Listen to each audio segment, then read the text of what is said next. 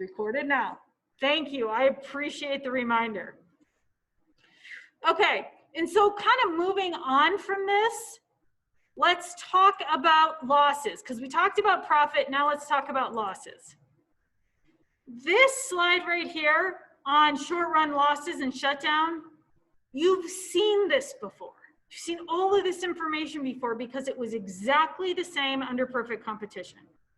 Nothing changes in terms of your process, your rationale, your analysis when you think about determining whether you should shut down in the short run or continue to operate with losses, okay?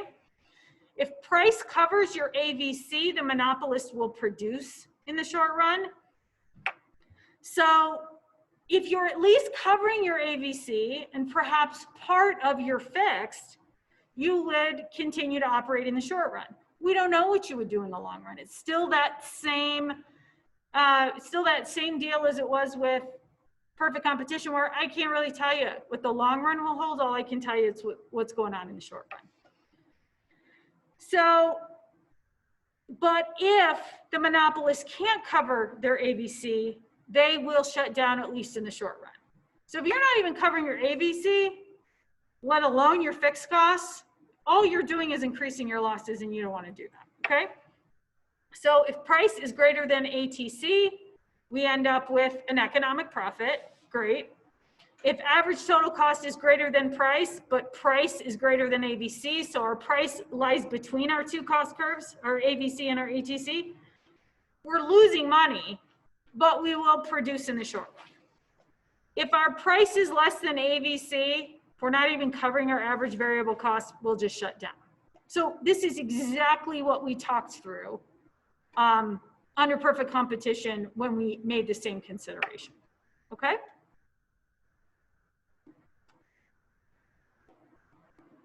All right, so let's look at a graph just so we can kind of get a picture of it. We did this with perfect competition. Let's do it with monopoly. Your three cost curves, you should recognize those, right? Your ATC, your AVC, and your MC. And then here is your downward sloping demand curve under monopoly. Here is that marginal revenue line that sits beneath the price.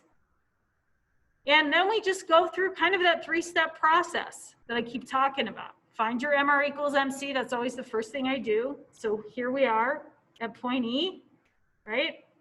Gives us our profit maximizing quantity. Then along this black dashed line, which you have to, you have to create that black dashed line on the graph, right? It's not given to you. So I would work my way up to the demand curve to find my price. That for me is step 2. What's my price? In this case, we go over and find price P on the y-axis. And then I would go find my ATC. That would be my step 3. So I know when I start heading up to find my ATC that I'm in trouble. If your average total cost is greater than your price, you already have a problem, right? You're losing money. Now, the question here would be, should I continue to operate in the short run under this scenario with that price? Any thoughts?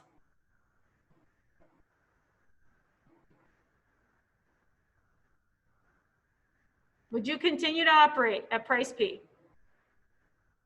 Thanks, Dimitri. The answer is yes. Okay, why? Because I'm covering my variable. Thank you. I'm covering your AVC. You're also covering some of your average fixed costs. Between where it says Q on the x-axis and point C, that's equal to your average variable cost. That's equal to your AVC. It is between point C and point A that represents your average fixed costs. And you're covering a good chunk of them, right, between B and C.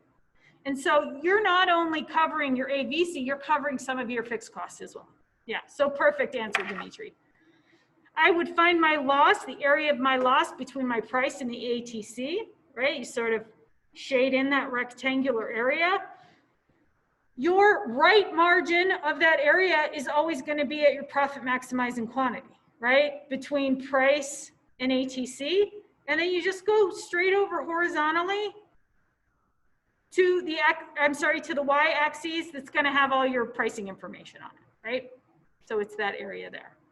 We're losing money. We're going to continue to operate in the short. Any questions about that? Okay, your curves look different. The analysis is the same. All right, let's talk about the long run now. We're done with the short run. So if you remember back to when we talked about perfect competition, in the long run, suppliers recognize zero economic profit, or what we call normal profit, the condition of normal profit. The long run for monopolists is totally different. The difference is there's no coming and going in the long run, like there was under perfect competition. Remember what eroded those profits or got rid of those short run profits or losses was the coming and the going of firms at the end in the long run? Well, that doesn't exist here. There's no coming and going. You're protected, remember? No one really can get into, there's that barrier to entry. No one can really get into your market, and there wouldn't probably be any reason for you to leave unless you're experiencing huge losses. Your product was a flop, right? And you just close down the market altogether. That is a possibility. But there's not going to be a lot of coming and going. And so short run versus long run in terms of profit isn't nearly as relevant. You can make profits in the short run and the long run. You can lose money in the short run and the long run. There's not that adjustment in the long run, that the coming and the going, okay? You're insulated from competitors because of those barriers to entry, okay? Either you own all of the essential resource, you have a patent, there's some sort of a legal restriction, something like that, okay? Okay, these next three slides are kind of funky. You just have to listen to what I say. Your author actually goes through and does an analysis, a comparison between the monopoly market structure and the perfectly competitive market structure. He starts by reminding you what perfect competition looks like, and then he kind of talks about some attributes of the monopoly market structure, and then we go on to do sort of an overlapped graph. So just bear with me on these next three slides. I'll say what you need to know. I'll tell you what you need to know, okay? But he's made a lot of assumptions. He's created kind of a funky graph. It's a cool graph once you understand what you're looking at, but it's funky in that it looks different than really anything you've seen before, okay? All right. So let's talk about perfect competition. We can't do this comparison with a monopoly and allocation of resources without reminding you what perfect competition looks like, okay? So remember that perfect competition has this long run equilibrium. Long run equilibrium, remember, happens when we end up with that zero economic profit, right? Our costs end up equal to our MR equals MC, like everything sort of comes together in the long run that represents that zero economic profit. There's no profit to be made in the long run, right? That's all that's alluding to. The second one where it says constant cost industry, let me give you a little bit of a caveat on that. What he's saying here is that the costs associated with producing a perfectly competitive good typically are the same costs among producers. It's not like there's a huge difference between what it costs producer A to make a pair of plain white athletic socks or producer B. I mean, those are going to be pretty standard costs across the board. And so that's kind of what he's talking about here, right? There's not a lot of cost fluctuation. This third statement, the marginal benefit, or P, that's price, is equal to marginal cost. So remember back in chapter 6, we talked about utility, and that utility was the benefit or the satisfaction you derived from purchasing something and then consuming it. This is sort of alluding back to that. And remember that the price you're willing to pay for something usually is representative of the benefit you or the satisfaction you would expect to get from it. And so that's why it says benefit and then P, or price, because one represents the other, okay? And because the marginal benefit or the price is equal to the marginal cost, that's sort of your zero economic profit too.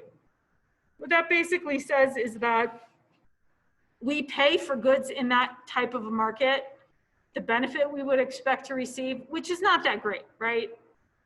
These kind of goods, they're not highly satisfying, okay?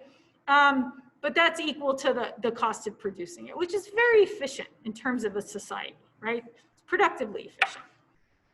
And then we said that it had allocative efficiency. We talked about this just briefly. It's not incredibly important, but what it means is that it allocates allocates resources to make goods that people need and want at very low prices. So it's efficient in that we are allocating resources towards a very efficient production to give people the things that they want.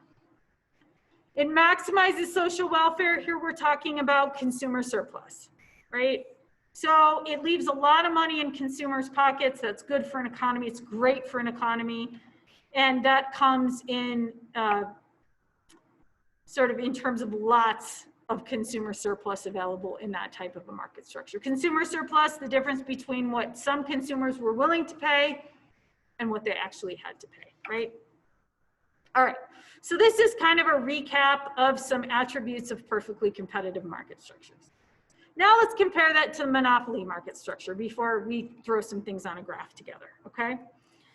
Under this type of a market structure, we usually have a price that's greater than the cost because firms are able to increase prices through marketing and things like that. And they're able to usually recognize a profit, an economic profit. This type of a market structure restricts the quantity below what would maximize social welfare. So monopolists really find their profit maximizing quantity much lower than what a perfectly competitive firm would find. These firms get to charge a higher price and usually end up producing a fairly low quantity compared to what the economy would like, what the people, the consumers would like to see. That creates a smaller consumer surplus. There is not as much social welfare to be found under a monopoly market structure because the prices are higher. And remember, consumer surplus comes when we keep prices low so that there's a big difference between what we were willing to pay and what we had to pay for those goods. These firms recognize an economic profit. If they are losing money, they're just going to shut down. So the ones that stay open are going to recognize an economic profit. And we end up with something that we call deadweight loss of monopoly under this market structure. And we'll talk more about this over the next 2 slides, this concept. But basically, this is how I would define deadweight loss of monopoly. It is social welfare that could have been.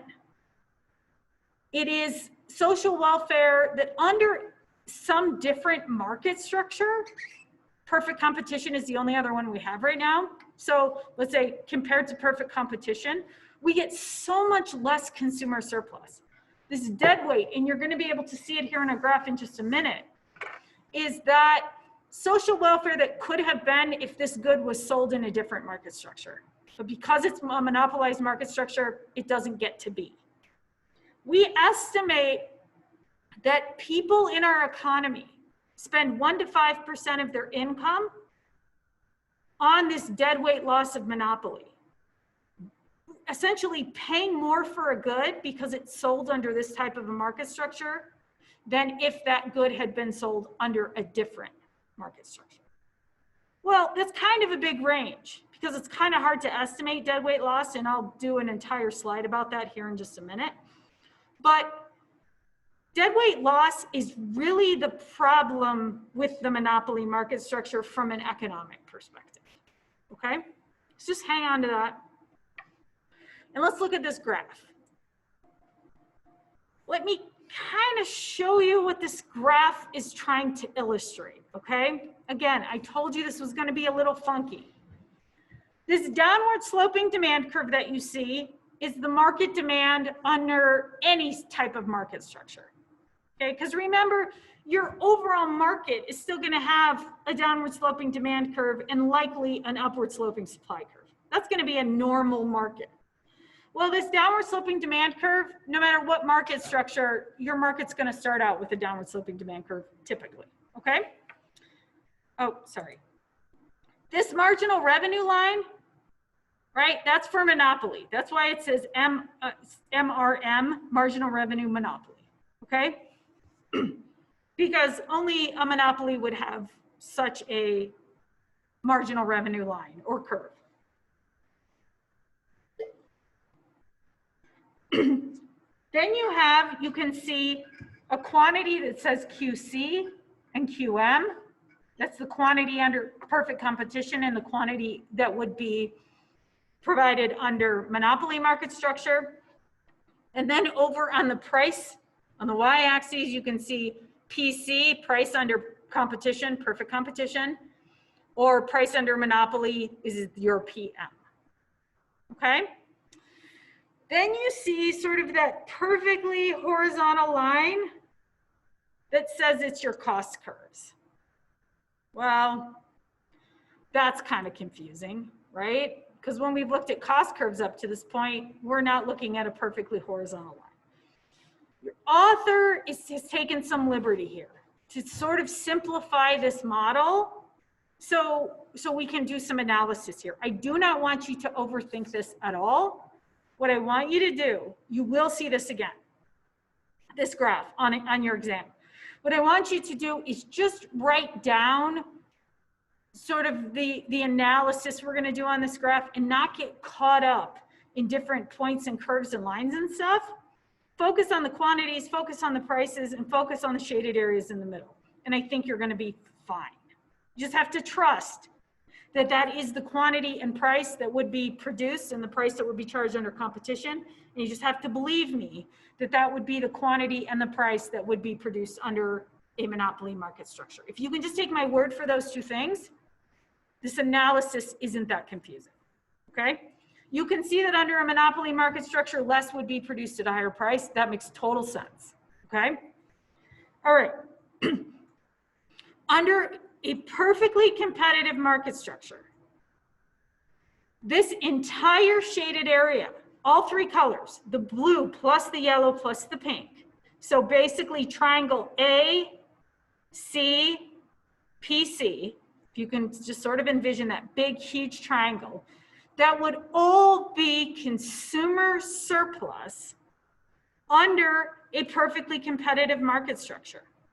And we saw that. We talked about consumer surplus in the last chapter. It was one of the last slides where we saw all that beautiful consumer surplus, which was the portion of the graph under the demand curve and above the price. Under demand, above price. It's usually a triangle, okay? Now let's compare it to what all of that area would represent under a monopoly market structure. If this was a monopoly instead of perfect competition, what area there would represent consumer surplus under monopoly? Thank you, Maggie. It is the blue. It is the blue because that's our new price, right? So it's under the demand curve and above that new price, the monopoly price. It's that whole blue area. This confuses students sometimes. That green marginal revenue line that's going through that, I wish I could just make it disappear right now so it didn't look like it was two different blue areas. That's just one blue area. It just happens to have a marginal revenue line running through it, okay? What do you think this yellow area here is? What do you think the yellow area is? No, Maggie? Not yet. Okay, so here in the classroom, I got a producer surplus. It is. It's more producer profits. It's additional producer profits above what producer profits would be under a perfectly competitive market structure, okay? Consumer surplus is a beautiful thing. So that blue area, we're all happy about that, right? The yellow area, producer profits, well, I'm pretty happy about that too. Producer profits are great for an economy, right? it is that little pink triangle that sits out to the right-hand side that is the problem here. And Maggie, that's your dead weight loss. So the triangle MBC, that is consumer surplus that would have been under a perfectly competitive market structure.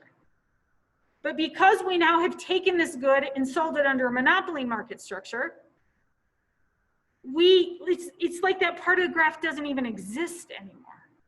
It's social welfare that could have been, just simply because of the market structure, can never be again. From an economic perspective, when we look at what happened to your consumer surplus under a perfectly competitive market structure, so the whole shaded area, we're fine about the blue, we're fine about the yellow. It's the pink that's the problem. It's the shame of the monopoly market structure. Any questions? So the reason is because monopolies aren't going to just make more, because they're going to lose if they make more. The reason is because monopolies are not going to make more. Or produce more. Or produce more, yeah. So you and I clearly want more. When you look at that demand curve, they're just serving a very, very small portion of the demand curve. Much smaller than perfect competition for sure. Any questions about this? How this will look on your exam is I will have something similar. I will have shaded areas that are numbered, whatever, lettered, and I will ask you to, tell me, what does area B represent, right? And so you'll, under monopoly, what does area C represent under perfect competition? Like, it'll be those types of questions, but exactly the stuff we just went through. So if you made notes on the areas, you're going to be fine. All right, let's talk a little bit more about dead weight loss, just because it is that important economic sort of phenomenon that happens under this market structure that makes it a problem for an economy, right? So I gave you a number earlier on of a dead weight loss that was represented by 1 to 5% of our incomes that were actually spent sort of overpaying for goods, if you will, paying too much for good, that loss of consumer surplus for us. Dead weight loss is really hard to estimate. There is a big difference between 1% of the income in an economy and 5%. I mean, that's actually a huge difference, right? We have a hard time estimating dead weight loss. And there's a reason, right? There's a reasons it might be higher. There are reasons it might be lower than we estimate, or on the higher end of that, or on the lower end of that. And so let's just go through a few of those. A reason why dead weight loss might be on the lower end of that spectrum is because there are a lot of monopolies out there. And I think drug companies are a great example of a monopoly in which we see this. That sometimes we see, and we alluded to it, I think, in the last class period, that public scrutiny does apply pressure to firms who are selling something like a new revolutionary life-saving medication, right, at a really, really exorbitant price. But because it creates this healthcare disparity, this huge healthcare disparity between the rich and the poor in this country, which we do not appreciate, okay? And so while firms aren't willing to bring the price down low enough for everybody to afford it, sometimes they don't raise it as high as they could, and especially as they would to profit maximize, because they simply don't want the public backlash, okay? The other reason is because if you have invented something that has a huge profit margin and you're making tons and tons of profit, you start to attract the attention of other suppliers who might then consider selling something similar to compete with yours. And you don't want that either. So the estimate might be lower on the lower end of that because of these two things that seem to happen to sort of maybe keep price lower than it could have been. Another reason, the reasons it might be higher, on the higher end of that, the 4 to 5%, is because monopolies are really inefficient in terms of like overall production. They have no incentive to cut costs, to adapt, to increase productivity, because they're still making profits. So they're not really in competition with anybody, so they maybe don't think about efficiency like other firms would. The other thing that they do is they spend a lot of productive resources they could be using to produce, to actually secure political favors. These types of companies spend a lot of time and money and energy lobbying politicians to make sure they get to maintain their nice position as a monopoly in that market. That's a waste of resources from an economic perspective. If you're using all this time and money and energy and you're not producing anything with it, you're simply asking for favors, making political campaign contributions and things like that. From an economic perspective, that is wasteful. How about you spend that money producing things, innovating, cutting costs, implementing technology, instead of like securing your position? It appears wasteful, okay? All right, we're gonna move on to something pretty interesting about this type of market structure, and it's a concept called price discrimination. Price discrimination is a practice of charging different groups of people different prices for exactly the same good. Exactly the same. Same good or same service, but charging different groups of people different prices. It's perfectly legal, happens all the time, and it's actually a very, very good thing in terms of economics. Where do I go in Flagstaff where I pay more for something than a college student does? Where do I have to pay more for the exact same thing than you?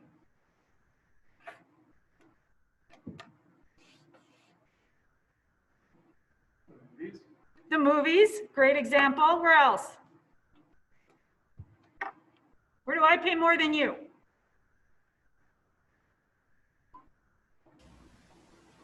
Places that have food discounts for students.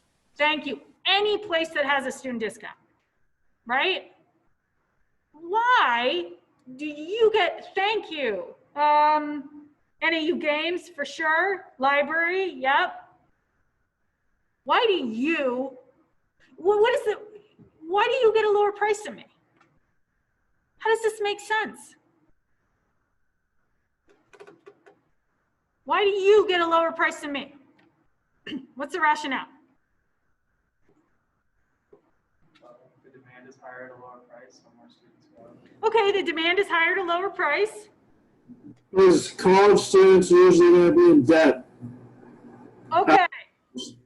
It has to do with the assumptions that we make about your income and your sensitivity to pricing.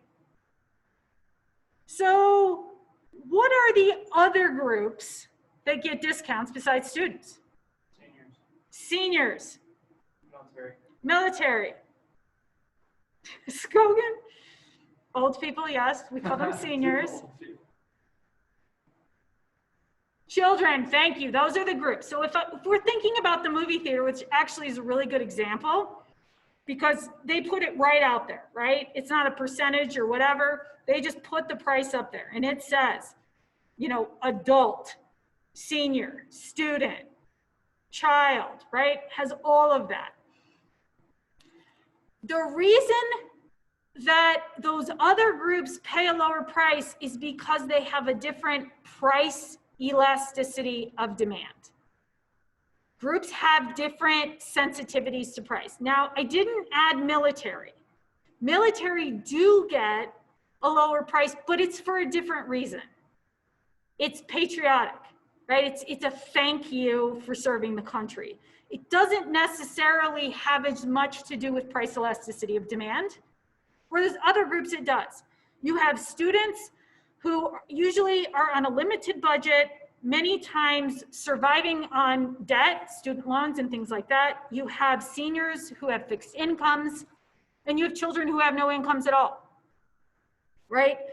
Children, this is an interesting one, because what you're really doing when you offer children a lower price is what you're trying to do is entice that full paying adult to come in and bring that child, right? Having taken children to the movies before, right? It's not that fun, okay? So you have to sort of incent parents to bring their kids, because if you had to pay as much for a child's ticket, and then you still had to pay for the, blue icy and the popcorn and the Sour Patch Kids and all, you just couldn't make it work, right? You'd hire a babysitter, be cheaper than bringing your kids, right? So yeah, it is about price sensitivity, but it's a little bit of a different sort of rationale, okay?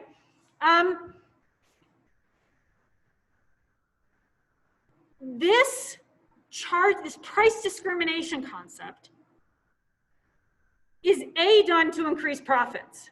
If you're looking at it from a business perspective, Harkins makes more money by charging a lower price to those more sensitive groups. They do. And bottom line is profits, why wouldn't you, right?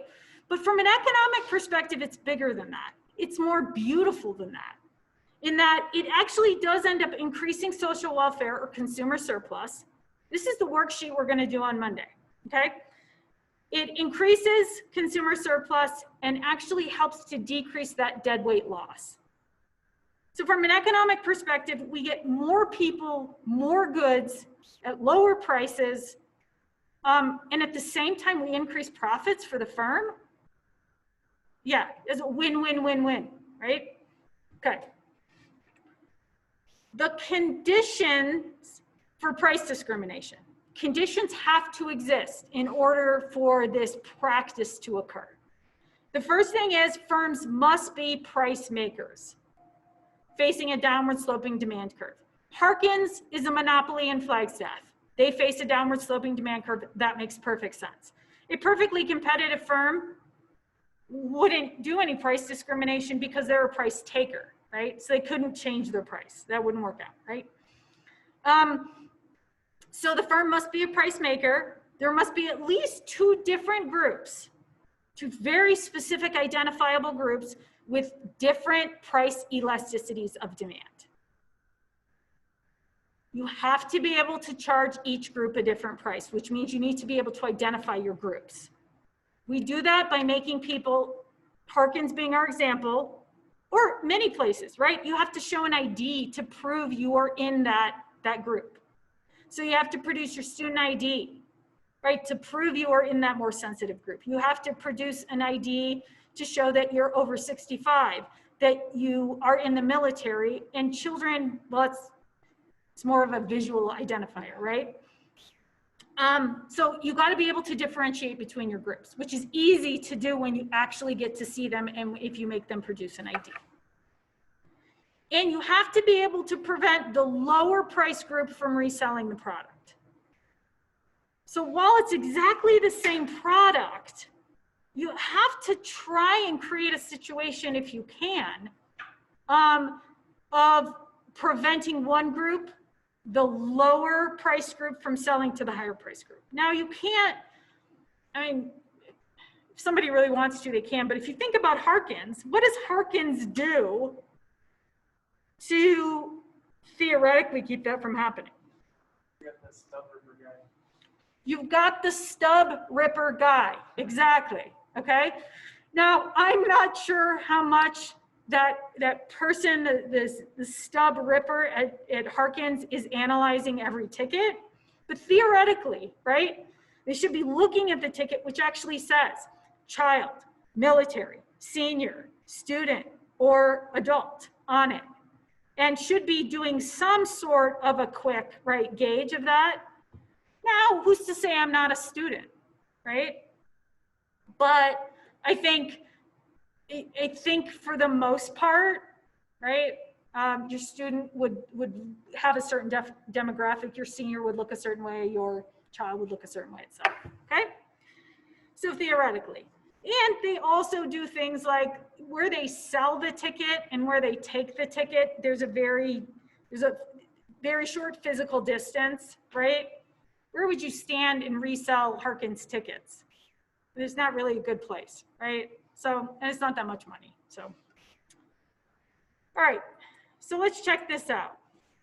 So if you were gonna do this, if you were interested in price discrimination, if you were interested in figuring out how to price tickets for students versus non-students or whatever, what you would want to do is you would want to take that demand, that market demand, and you'd want to split it out. You want to split out student demand from regular adult demand. You'd have to. And so in this case, what you're seeing is the two demand curves for these two different consumer groups, right, have been split out.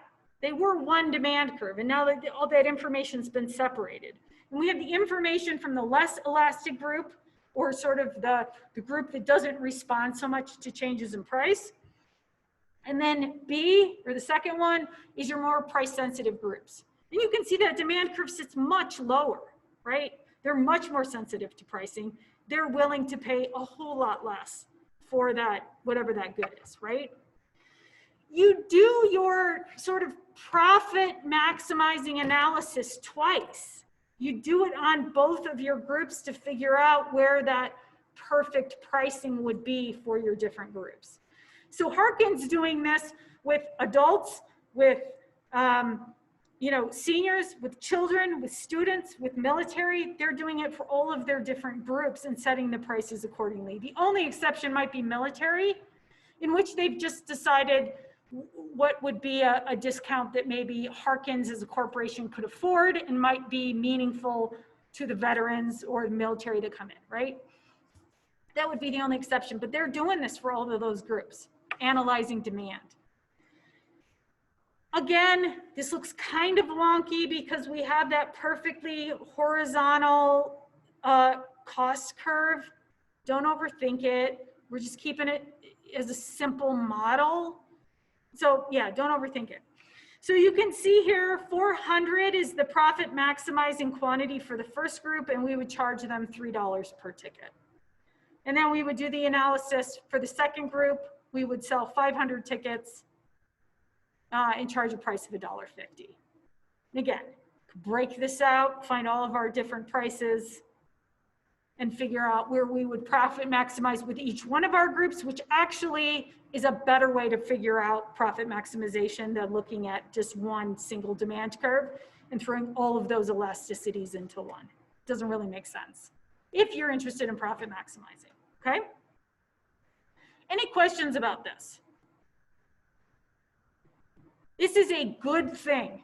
This is a good type of discrimination, right? This is a beautiful thing, and from an economic perspective, we should do as much of this as we possibly can. All right. We call this type of discrimination second-degree price discrimination. You will see that terminology, so I might make a note because I don't think I threw it on a slide anywhere. Second-degree price discrimination is identifying groups and charging them different prices. Groups with different price elasticities of demand, okay? Now we're gonna talk about something called perfect price discrimination, which is also first degree price discrimination, okay? Perfect price discrimination. Perfect price discrimination is hard to do. And might only happen in theory, might not actually ever have happened, or rarely has happened in actual practice, okay? But this would be the practice of, or the condition where you could charge each person exactly what they were willing to pay for that product. So basically start at the top of your demand curve at the highest price someone's willing to pay and be able to charge that person that amount. And then go to the next unit on the demand curve and try and find that person and charge them exactly that amount. And start working your way down your demand curve, sort of charging people exactly the price they were willing to pay. Meaning all of that consumer surplus, any consumer surplus would just be gone. It would just be eroded entirely. And instead would turn into producer profits for a monopolist. This is hard to do, right? It would be a dream for every monopolist to convert every dollar of consumer surplus into profits for themselves. And actually, it's not a terrible thing. It gets rid of deadweight loss, but it also gets rid of consumer surplus and all becomes profit. Not the worst scenario, and maybe a better scenario than having deadweight loss, but pretty impractical. How might you do this? What would be the only way you could possibly pull something like this off? By what mechanism, do you think? Could you find that person willing to pay the most for something? And then find the person who's willing to pay second most, so on and so forth. I mean, give an option. That's the perfect answer. Anybody at home have any thoughts? Where you're like locked inside the building and the only way to survive is getting your goods options to you. Yeah. Really, the only place or the only way I think you could pull this off is through auction, right? Bringing in one unit at a time. And I think you could pull this off on eBay, right? Because that's what happens. eBay's very efficient because eBay finds the person in the world, right? Well, theoretically, the person in the world that's willing to pay the most for something and sells the good to them. And that's efficient, right? So if you just put one good at a time, or one unit of your good at a time onto like an auction site and people never knew when you were gonna run out, there was always this fear it was gonna be the last one available, you would always capture, right, the person willing to pay the most for it at that moment. And that would probably, right, work its way down your demand curve, starting at the person willing to pay the most and sort of working its way down. I don't know. I don't know if you could really pull this off, but that's the only way I can think of that you actually would. So basically, all of that consumer surplus that would have existed under perfect competition would be all converted to profit for a for a monopolist market structure. Okay, so perfect price discrimination is what we call this, or first degree price discrimination. Those are interchangeable. You should know both terms and know they're interchangeable because you could see either one of them. Any questions? Okay. Have a great weekend.